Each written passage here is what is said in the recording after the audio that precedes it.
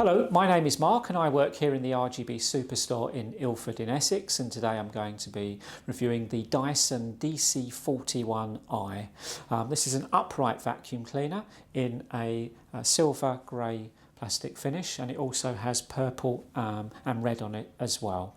It uses the cyclone technology for cleaning, and it has the latest ball as well on this one, so it's even better for getting in and out of small places. It has a approved filter for allergy sufferers, and it's very easy. It has a quick release mechanism when you need to empty the bin itself. Comes with a tangle-free turbine tool, so if you're going to be using it for cleaning stairs as well, it's very good for that. And the suction power on this one is 255 air watts, so it's quite powerful as well. The bin capacity on this one is 2.1 litres.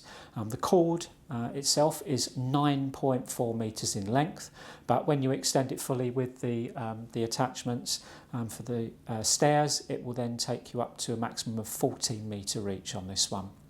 That's it. If you'd like to have a look at the machine or visit our website, it's at www.rgbdirect.co.uk.